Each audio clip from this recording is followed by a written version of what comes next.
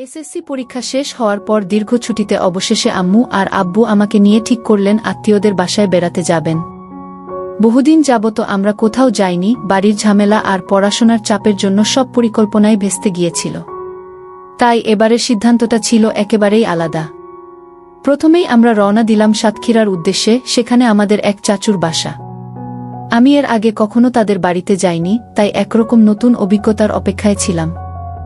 আম্মুর কাছে শুনেছি আগে নাকি তারা আমাদের বাসায় অনেক আসতেন, কিন্তু সময়ের ব্যবধানে যোগাযোগটা কমে গিয়েছিল। চাচুর বাড়িতে পৌঁছানোর সময় তখন সন্ধ্যা। গ্রামের ভেতরে বড়সড় বাড়ি, চারদিকে নির্জনতা, আশেপাশে আর কোনো বাড়িঘর নেই। খাওয়া দাওয়া শেষ করে সবাই যার যার ঘরে চলে গেল।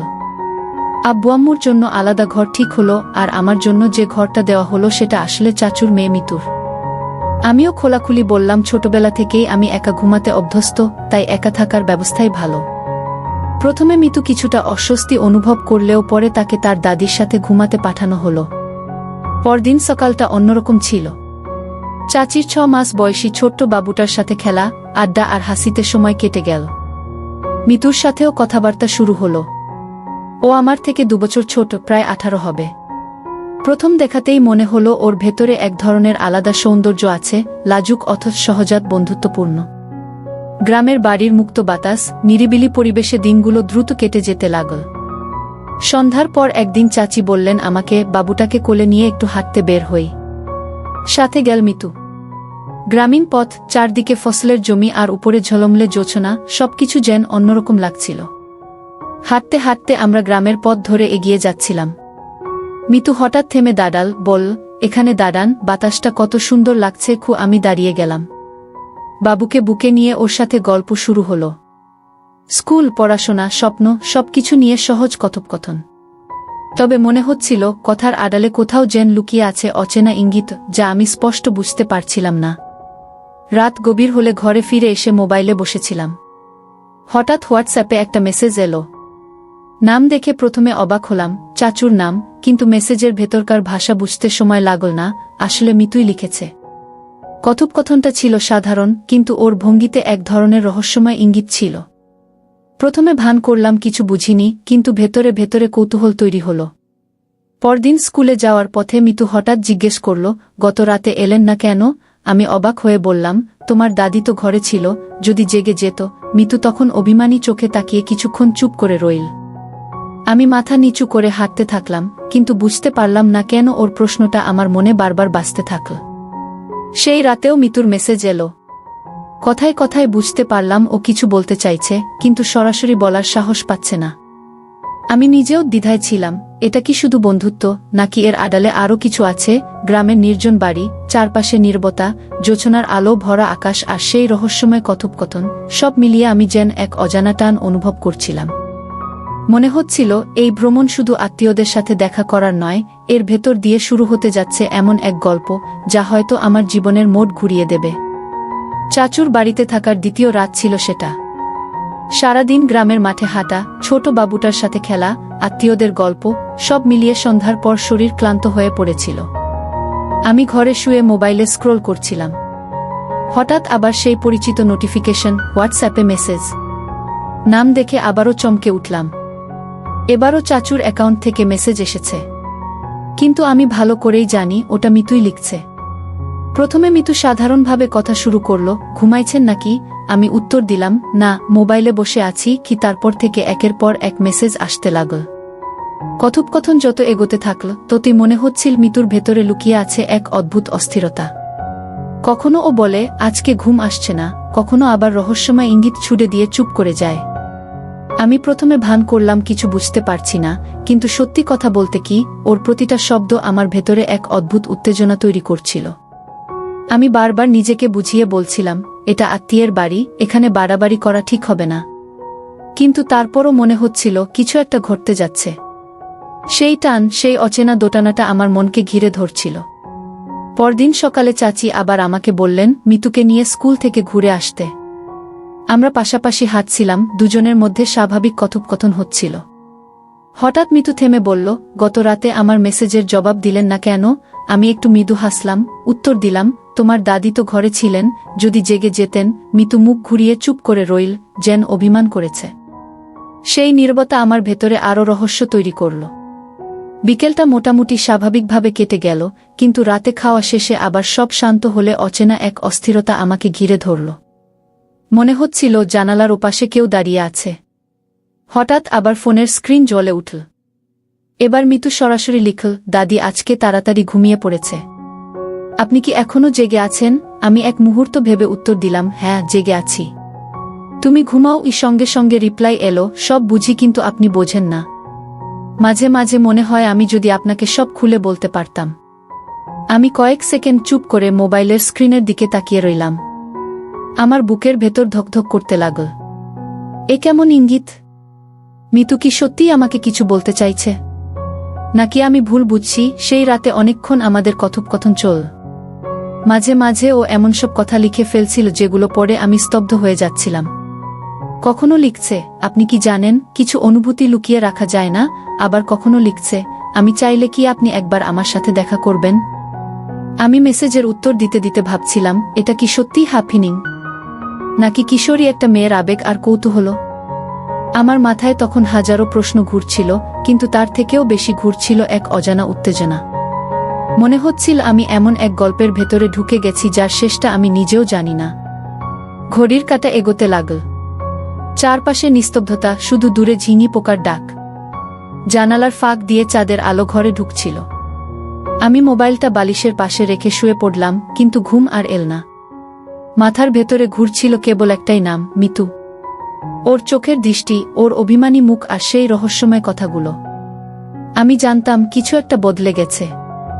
এই ভ্রমণ আর আগের মতো স্বাভাবিক থাকবে না।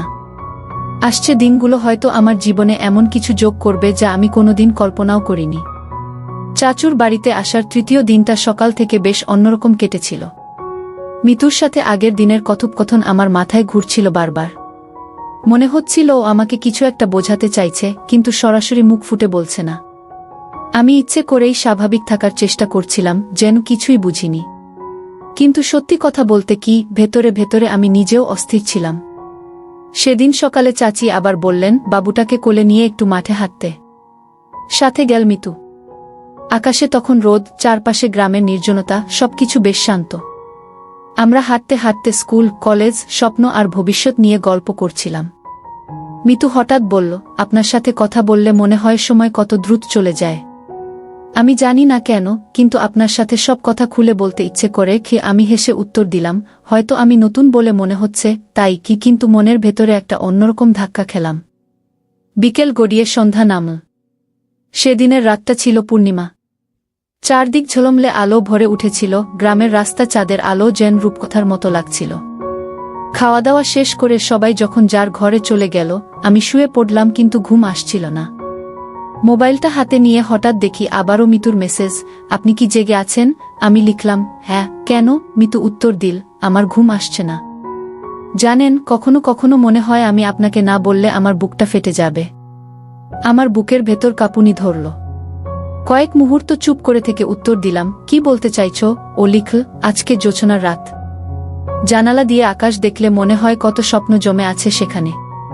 কিন্তু কারো সাথে না বললে তো স্বপ্নেরও কোনো মানে হয় না। আমি চাইলে কি আপনার সাথে একটু কথা বলতে পারি? আমি ফোনটা বালিশে রেখে উঠে জানালার পাশে দাঁড়ালাম। বাইরে চাঁদের আলো আঙিনা ভেসে যাচ্ছে। কিছুক্ষণ ভেবে লিখলাম, তুমি তো আমার সাথে কথা বলছোই। মিতু কিছুক্ষণ উত্তর দিল না। তারপর আবার লিখল, না, আমি মোবাইলে নয়, সামনাসামনি কথা বলতে চাই। আমি ভয় পাচ্ছি, তাই আপনাকে ডাকতে পারছি না। আপনি কি আমার ঘরের সামনে এসে দাঁড়াতে পারবেন? আমি থমকে গেলাম। ভেতরে দ্বিধা, কিন্তু একই সাথে এক অদ্ভুত টান। বাইরে সব নিস্তব্ধ, কেবল দূরে ঝিঙি পোকার শব্দ। ধীরে ধীরে পায়ে চাপা শব্দ করে আমি ঘর থেকে বের হলাম। বাড়ির ভেতরের আঙিনা পেরিয়ে মিতুর ঘরের সামনে এসে দাঁড়ালাম। কিছুক্ষণ পর ভেতর থেকে আস্তে আস্তে দরজা খুলল। অন্ধকারে শুধু চোখের দৃষ্টি বোঝা যাচ্ছিল। মিতু চুপচাপ দাঁড়িয়ে আছে, মুখে কোনো কথা নেই। কয়েক সেকেন্ড আমাদের চোখ একে অপরের সাথে লেগে রইল। সেই দৃষ্টির ভেতরে ছিল লুকানো অস্থিরতা, কৌতূহল আর এক অদ্ভুত আকর্ষণ। হঠাৎ মিতু ফিসফিস করে বলল, আমি জানি না কেন আপনাকে এসব বলছি, কিন্তু মনে হয় আপনার কাছে না বললে আমি স্বস্তি পাব না। আমার মনে হয় আপনি আমাকে বুঝবেন। আমি থেমে গেলাম, কিছুই বললাম না। শুধু মনে হচ্ছিল চারপাশের বাতাস যেন ভারী হয়ে উঠেছে। চাঁদের আলো জানালা দিয়ে ঢুকে ওর মুখে পড়ছিল, সেই মুখে ছিল কিশোরী এক রহস্য। আমরা কোনো শব্দ না করে একে অপরের দিকে তাকিয়ে রইলাম। মনে হচ্ছিল সময় থেমে গেছে। সেই মুহূর্তে আমার ভেতরে এক অদ্ভুত অনুভূতি জন্ম নিল। এটা কি বন্ধুত্বের বাইরে কিছু, নাকি কেবল কিশোরী মনের আবেগ? আমি কিছু বুঝতে পারছিলাম না। তবে একটা জিনিস স্পষ্ট বুঝলাম, আমার আর মিতুর সম্পর্কটা বদলে গেছে। আমরা আর শুধু আত্মীয় নই, এর ভেতরে কিছু একটা জন্ম নিচ্ছে। সেই অচেনা স্পর্শ, সেই নীরবতা, সেই চোখের ভাষা, সবকিছু মিলিয়ে মনে হচ্ছিল আমাদের দুজনের মাঝেই শুরু হয়েছে এমন এক গল্প, যার গন্তব্য আমরা কেউই জানি না। সেদিনের পূর্ণিমার রাতটা যেন আমার জীবনটাই বদলে দিল। মিতুর চোখের দৃষ্টি, দরজার আড়ালে দাঁড়িয়ে তার ফিসফিসে কণ্ঠ, সবকিছু মাথার ভেতর ঘুরছিল। ভোরে ঘুম ভাঙার পরও মনে হচ্ছিল আমি যেন এখনও সেই মুহূর্তের ভেতর আটকে আছি। সকালে আঙিনায় দাঁড়িয়ে চা খাচ্ছিলাম। দূরে নদীর পাড়ে মিতু সাদা ওড়না মাথায় দিয়ে হাঁটছিল। আলো হাওয়ায় ভেসে যাওয়া তার ছায়াটাকে দেখে মনে হচ্ছিল স্বপ্নের ভেতরে কেউ হেঁটে যাচ্ছে। আমি জানতাম আমার উচিত নয় এভাবে তাকিয়ে থাকা, কিন্তু চোখ ফিরিয়ে আনতে পারছিলাম না। দিনটা স্বাভাবিকভাবে কেটে গেল, কিন্তু আমাদের মাঝে একটা চাপা নীরবতা তৈরি হল। চোখাচোখি হলে দুজনেই অন্যদিকে তাকাচ্ছিলাম, অথচ সেই নীরবতাই যেন কথা বলছিল, অজানা কোনো গোপন ভাষায়। সন্ধ্যা নামতেই অস্থিরতা আবার শুরু হল। খাওয়া দাওয়া শেষে আমি ঘরে শুয়ে পড়লাম, কিন্তু ভেতরে ভেতরে অপেক্ষা করছিলাম। সত্যিই কিছুক্ষণ পর মোবাইলটা কেঁপে উঠল। মিতুর মেসেজ, আজকে কি আপনার ঘুম আসবে? আমার ঠোঁটে অচেনা হাসি ফুটে উঠল। লিখলাম, তুমি জিজ্ঞেস করছো বলে হয়তো আসবে না গি। কয়েক সেকেন্ড নীরবতার পর রিপ্লাই এলো, আমি চাইলে কি একটু আঙিনায় আসবেন? আমার বুক ধক করে উঠল। জানতাম এটা বিপজ্জনক। আত্মীয় স্বজন ভরা বাড়ি, যদি কেউ দেখে ফেলে? তবু মনে হচ্ছিল অদ্ভুত এক শক্তি আমাকে ঠেলে নিয়ে যাচ্ছে। ধীরে ধীরে পায়ের শব্দ চেপে বাইরে বেরোলাম। চাঁদের আলো আঙিনা রূপকথার মতো সাদা হয়ে আছে। মাঝখানে মিতু দাঁড়িয়ে, ওর চোখে এক অদ্ভুত আলো, যেন হাজারো কথা জমে আছে। আমি কিছু বলার আগেই ও এগিয়ে এসে বলল, আমি জানি আপনি আমাকে ভুল বুঝছেন, কিন্তু সত্যি বলছি, আমি জানি না কেন আপনাকে এভাবে টানছে। আমি রাতে ঘুমোতে পারি না, মনে হয় আপনি যদি পাশে থাকতেন। ওর কণ্ঠ থেমে গেল। চারপাশের নীরবতা যেন আরও গভীর হল। আমার ভেতরে কাঁপুনি শুরু হল।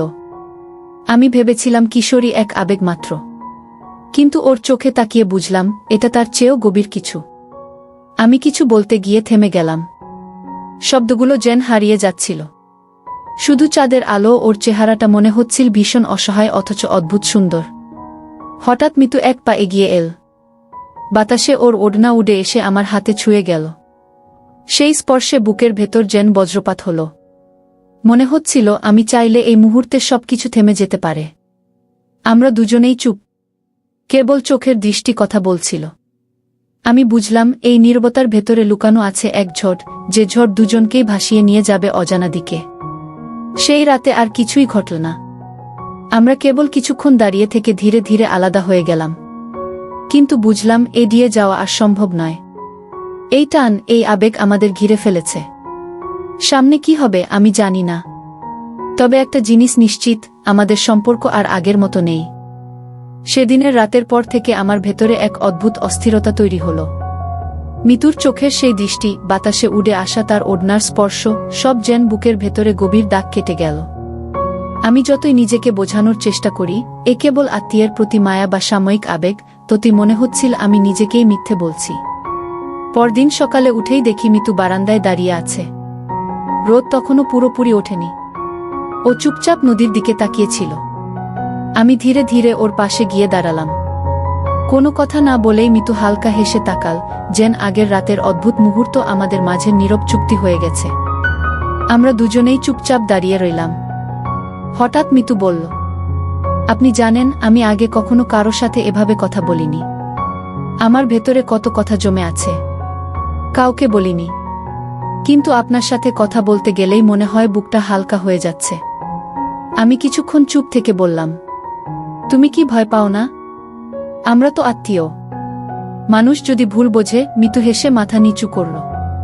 তারপর আস্তে বলল, আমি জানি এটা ভুল, কিন্তু কখনো কখনো ভুল জিনিসও সত্যি মনে হয়। আমি যতই নিজেকে আটকাই পারি না। আপনি যদি চান আমি আর কাছে আসব না কি? তার চোখের কোণে তখন অদ্ভুত ভয় আর কান্নার ছায়া। আমার বুক কেঁপে উঠল। আমি মুখে কিছু বললাম না, কিন্তু ভেতরে বুঝলাম আমি চাই না ও দূরে চলে যাক। দিনের বাকি সময় আমরা দুজনেই একে অপরকে এড়িয়ে চললাম।